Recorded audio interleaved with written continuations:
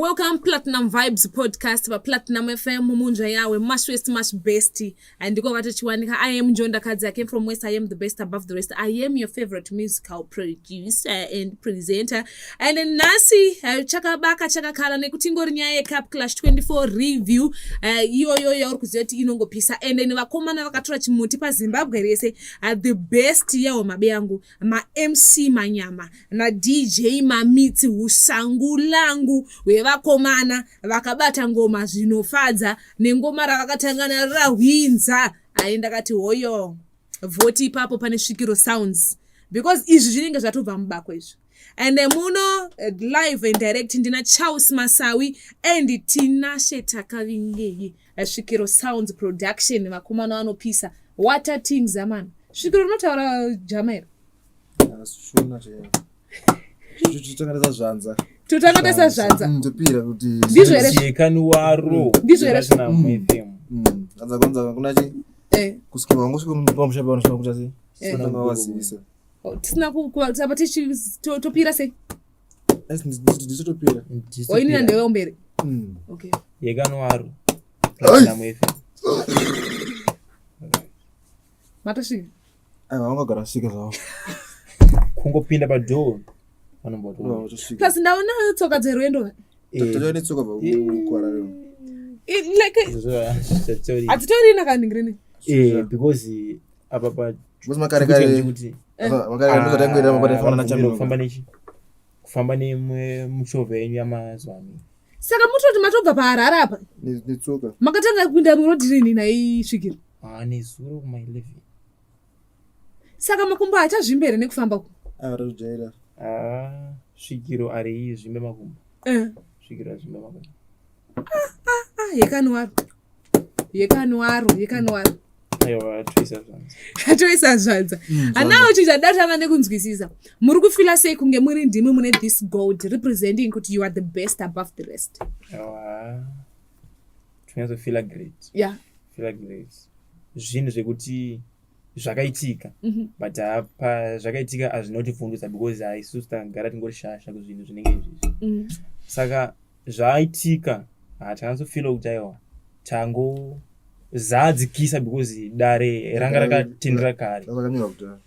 Zvanga zvakanyorwa nedare kunzi aiwa chinhu ichi ndechenyu. So takanguya for performance kuzongozadzikisa. Chirevo changa chataurwa kudhara nemudzimu wemangoma nemudzimu wemangoma Svikiro remangoma. Nawo ndobva ndaenda pane question yandoda kunzwisisa kuti muzozviti Svikiro rubata mumunashe kuti muzozviti Svikiro isvikiro redu ratinonyatsoziya here isusu isise makore tinoti mhondoro ndo because inomecha sei neredhiyo yemangungundengu Svikiro remangoma unosvikira mangoma ese ese mangoma ese kwanotanga nekanopera anopeta panapa. Saka kana wakanzwa anozvini ndo saka takazoti Svikiro guru remangoma because ese ndo panosvikira vanotangira chiperera zvese akusisina kumwe kana kwakula zvosama kaona chaunga chese changu tichi Svikiro ndo ngaiende nechimodzi right Svikiro kuna kumwe kungasvikire mangoma kunze pana so because papo ndopanoenda kunzwisa kuti being Svikiro reculture redu sezvakutonge tiri kuita against marules eculture yedu kaekuti tiri kurovana vibes cartel zvisinei nesvikiro guru. Mandibata point yangu. Ndopabata but isvikiro guru remangoma zvinoita mangoma yawo. Samona muCup Clash. Vakanga watosvikirwa. Ayo ndaingoona kuti marounds kuti dhadha muchienda kuti ndakazoona mukomana afugama chimboyeswa mudenga ndakati yekanuwaro. Ndakati yekanuwaro. Na chamino kana mboenda ndangotinawo. Ndatinawo pa stage baba. Mene anda. Because the moment yatinongosvika panzvimbo pemangoma vanomva uyu because vedu ndeve mangoma. Saka pabuta apa mama tomwaya pabuta here pastage remangoma munaro here zvino mboriona remangoma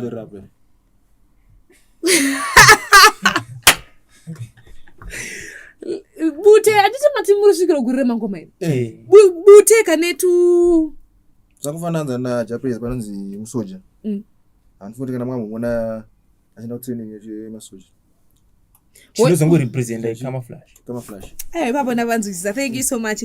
Isvikiro guru ratinaro panapa tiri pa2024 Cup Clash review nekuti ndivo vakatora chimuti chacho chekuti best DJ and MC. Now toda kunzwisisa kuti ndiro ranga riri dream renyu here kana kuti iyi part time job because panga ndichitaura mukomana na MK Vibes vataura vakati shout out kusvikiro sounds ndivo vari kutigadzirira mangoma ndivo vari kutibikira kureva kuti somehow ndangobatanidza kuti maybe pamwe munotori nezvimwe zvinhu zvamunotoita zvisiri zvekuti mumwe ndi MC mumwe ndi DJ.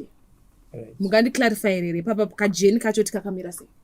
Aiwa, icho chokwadi titori nestudio inonzi Silence Music. Svikiro Sounds ipart time hatingaite dream yemukombe. That's stupid. So isusu it's like titori ne brand or tingati titori ne studio hombe which means inogadzira mahits after hits. Mahits after hits, right? So apa patakangoti agatimboita uchi izvi zvitimboona kuti tingaitawo sei part time because mahits aya anga asati anozosvitsa pana toda kusvika ndo patazongouyawo nemukombe. But saka which means izvo kutova svikiro remangoma guru riri pakubika mangoma. Riri pakubika mangoma ende mukamanzwa mangoma acho anenge abikwa munoziva kuti aiwa zveshuwa munhu akamabika asvikirwa nesvikiro guru remangoma. Ndimi svikiro raimbwa naSaint Flow.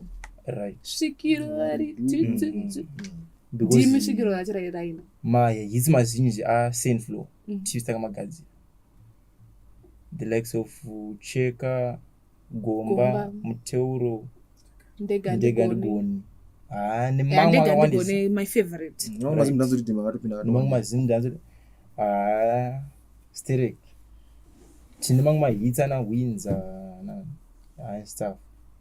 Saka tiri panyayo yekuti mimi ndimi makaproducer mangoma yanopisa akafanana naSaint Flow ana Ndega Ndigoni.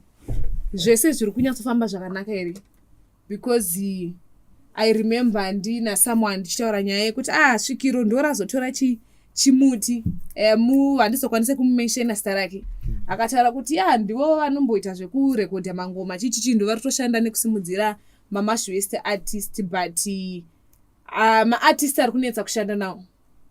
How true is it kuti vana munovagadzirira mahits wobva vapisa but chekuti chizonge paine something chinonyatsobatika kuti chinhu ndechenyu because ndikutoshamisika kunzwa kuti ndimi akaproducer mangoma ana Saint Flow iwayo.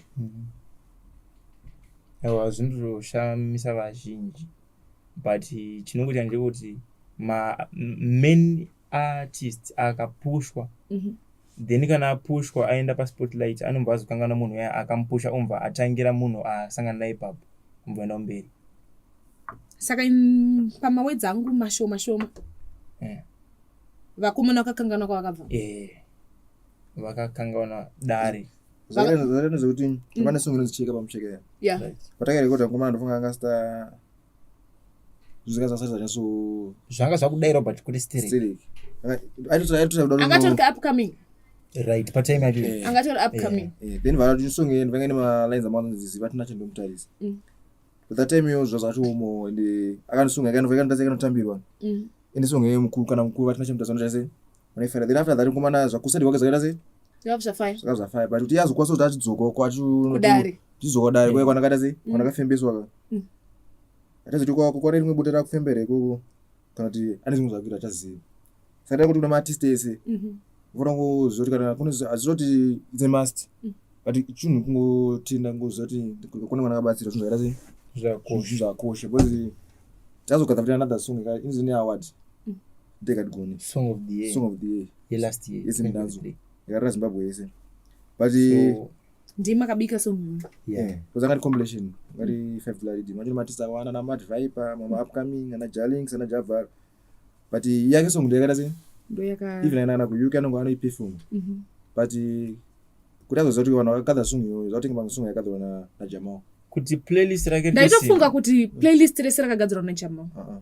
Ndio zvinofunga nawana No, but kuti because playlist rake ritosimba masong edu soul in music masong edu Saka makune contract here yanga maka come again atina chaatati chaona chavagadzira chasvika pamasong edu atisati and atifunga kuti achachigadzira last year kuna song yakagadzira ndarika ndikangonika kusvika izvozvo and song inongonakidza just ungonakidza tisati taura zvekungurira hakuna ndega ndigone Right. kurarama ndega ndigone long time.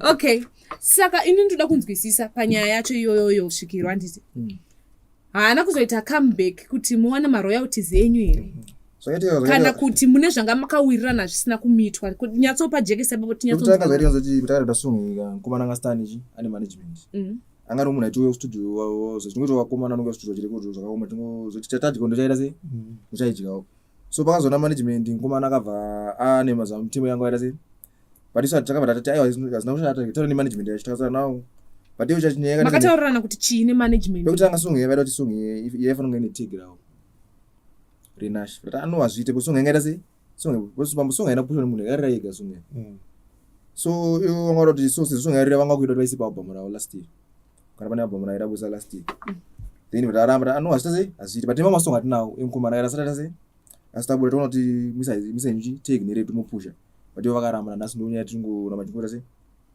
nanhasi munotori nemangoma tori nepotential yeku atosoma kuti tipe mangoma takadaro ka tenga takuti vangotipeya just takadaro tenge tamanzwa iti tenga tamanzwa tozotanga totangira pa so takangoti isuzi tingota sei tingonyisiya zvakadaro because atingaongiso ndisine pressure avo fuchi ndisine song yapedza kuita sei yapedza kurira yakapedzisira kuita hit saka iyi problem iyi iri kuna Saint Flow chete here kana kuti problem iri hamusi kunyatsowirirana ayo zvazvinoita manje achati yamanagement yake yenkomana kudaro because patataura namutarisi vakati ndipe masong atani asi muenda kustudio munonzwisa vakomana then anakomana zvinhu zvati then pataenda kustudio tanonzwisa masongs direvhe pavanobva vazombotitsvaka natibvunza vangu zvangonyara zvakadaro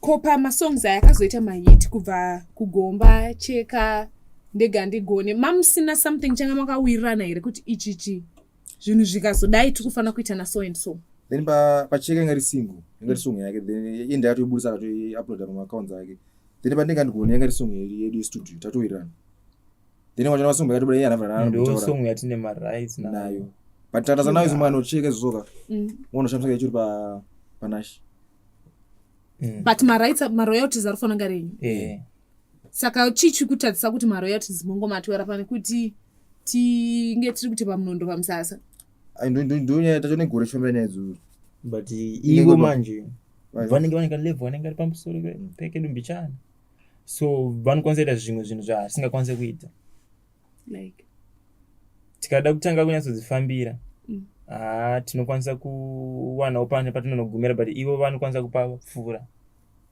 kuti isusu tiende nedefeat saka for the sake of peace right varangoti yagarisane neplus kana iva sevanhu vakuru vatazoona kuti mweredzi kedzi kwete nadzo kwete nadzo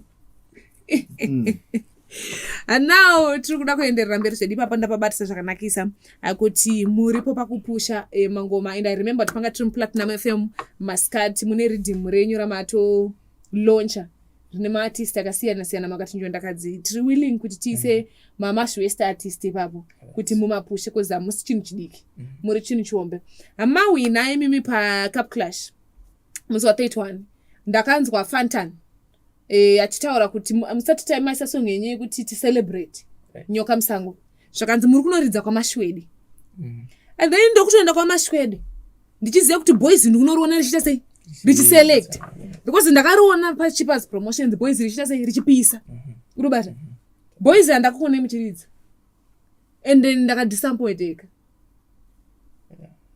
Zvakati kanazoti tatine interview ku Star FM. Yeah. So patazenda kumashwede ndipata tinonoke. Saka kumafanana zoti aiwa shuye next week yamota se mu perform. So takamira next week patina next week chonoti chano perform here. Patakaenda nezuro vangangoti introduce kuvanhu. Then next week maybe ndipatokwanzira kutanga kuperform. Saka chaunga takakugamuchira ikaisuse chaunga. Tuone sekudaro. Kubva mubako imomo. Ngoma dzava dzatotanga kutofamba. Ayo inyaya dzakanaka idzi. Cup Clash 2024 review tina one of the best DJs and MC panyaya dzacho dzekufambira mangoma. Ndivo vane chimutende neproof uri kungoriona mubute redu ratinaro ratinenge tichifamba naro panyaya yesvikiro sounds. Platinum FM Platinum Vibes podcast. It's all about my vibes ega ekusanyawo kwemangoma moyo sitowa isikanda machani. And now tisati taita kuti tivarise mageto youths pa social media unongoziva kuti muri vanhu vakawina. That's right. Uninyaya yangodondudza here. Vari pane mapoints akasiyana ari kubuda ipapo. Imi mungava mune enyu machallenges here mungati aya makamafesa besides kuti hazvina kuitika kwamuri. Amunoti machallenges atakasangana nawo kunge tiri pa Cup Clash 2024 ndi aya. Machallenges atakasangana nawo isusu seSound Clash. Takasangana nendonda nemalena stereki. Kwakazoita 2-3 zvavo vakazama but tutongoridza tega. It's like kubirira because takaridza nemalena. Chikumbiro chanongori nacho kuna Mjara Chipazi vasati vasaina maSound Clash ngaamboridza somewhere kwete kuuya kuzoita mahumbo muCity Sports. Ndachema unoshoresa dare. Ndachema challenge ya King Alfred vane show ku UK next. Saka zvikafamba bo shingiro guru rinenge ririko maamacha ndo akakutatsai maida competition chaiyo competition yekuti nyatsoprova vanhu kuti aiwa ndimune chimuti but shingiro ndo rine chimuti amenoti vanhu vanga vabva kupi unoshoresa sei more than 20 DJs but wamatobabaiswa vamwe ita sei kutobabaiswa nzaya ngave wamaidzokudza masongo amboriza saka soti aiwa tikukumbira kuti musati mavaisa kuCity Sports ngavambotangirana muzvimageto because munhu ese akangonzi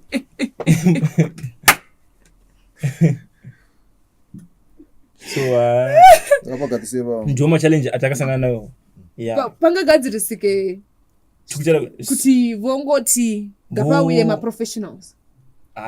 Anongaoneka munhu wese manje anomva azozvita ndizvo ndikutaura saka pangaonekwe kumageto akaona kunokuchinoone background yemunhu anda nezvei zvinofamba sei kuti munhu angona zangofunga ani kwaakamburidza here kana anyway even kufuneral anenge asina kumburidza but omva atingotangira kuCity Sports tinouraya dance topedza vanopedzona vakutonge vavakuda kupa maMC mosvaka but dance rinenge rangotonge mahumbo anongonokwira muCity Sports hazvisiri dare rakaramba rakazviramba musomuona ground rese rachema takada kutomboramba mukombetera tosiyera taiwa but tazongonoti gatingoionawo sereward yatapiwawo but competition kwanga kusina panga pasina competition because kuridza tega saka I think kuti vese vachinzwa chemo chedu I think kuti chanzwikwa tamwa kudova rinani because aya mama chamadika munhu akuti atengerwa mushina wake unzi dzidza zvechikoro achingopedza kunyora form 4 akutogona kubaya space bar akutonorenjesa kugomba no aiwa dhani anzi rinofa Tenzi barabara. Rinofa. Titachobuda mubako tichitike tinosangana madzvitewo ndo. Ndokuti Rekaitienderere mberi Svikiro. Hatisati tasivharisa zveCup Clash review yedu since muri ndimi mawinners best MC and best DJ. Macollaborations, mafuture plans semafanze nyatingati tikutarisira zvamanje manje since muri ndimi mune chimoti. Izvezvi mafuture plans aripo like right now. Aiwa mafans ngaangoziva kuti tikuramba tichingenda kumberi ivo vangangosapota chete because May 2025 mundege tienda kuUK maplans akati one day but ese international but so far tine reading se studio because studio atisikuikangana because atingakose zvedu mukombe wataka winoma pasina competition tine reading munonzi Chingerengere rakabva kubuda 1 week ago. Aiwa ngava ngonoritsvaga paSilence Music pamasocial media yese then ngofollow awo ndo zati kukumbira then sound vanongosira ngoti Svikiro Sound official pama platforms yese Svikiro Sound official ubata then number mabookings for my bookings wadato ma weddings wanga artist ada ku studio wadakuya student staff yero kumuchato wangu ndatokubuka ipa kumuchato wangu ndi munenge muchitoro vachi ngoma dzacho dzodzi number 078 52 88 edzokoze futi 078 52 88 kuna ngasa location wasoma muHarare kuchitumbiza urenda kwanza kwachikwanika kusemezi St Mary's kwanza kwakurira chaminuka kuzi dzakaisirwa chaminuka saka ndita kutonga chitumbiza mva nkwazo kurira futi Saint wongu zvake afuratira vadzimu but still ndoko akabva saka ndi Saint chete rafuratira vadzimu kana kuti tinotora vakawanda arimutane iye uyu anika level kamka akazo nasinda tatudza tese same class tatukura tese zvodaro ndakatondona akatozandozati iri Svikiro nemachokwadi saka since mimi muchimboproducer nekushanda nevaimbi tingati advice yamungape kumageto itsva nebitterness after vasina kuita make it paCup Clash 2024 since iri Cup Clash review yatiri kuita iyi vesound raundi pamaartist tingatingoti makote venyu maartist vanga variko vachiparticipate chikuru chandoda ngowazisa chingoti aiwa time yavo inenge isino zvayokwana but kana yakwana aiwa mvanonochitora ngavasatsawo ngavangori nepatience aiwa hazvinotoita zvemashuwa kwete zvekunyepa saka thank you so much yamana, thank you so much Chausi Masawi and Tinashe Tavingei Svikiro Sounds vakomana vanopisa zvine mukombe wave nawo iri representation yekuti ndiwo the best MC and DJ wangu wakateerera paPlatinum FM Platinum Vibes podcast aneni Njondakadzi your host. I came from West. I am the best above the rest. Let's call it a day for today. Mu comment section ndo kana uine maonero ako kana uine zvinhu zvese zvauroda kutaura kuti izvizvi andizvo chaizvo zvauroda kuti zvigadzirisike for the future. You know what to do pa conversation redu ratinaro iro riri and chingoti zvanhasi peace.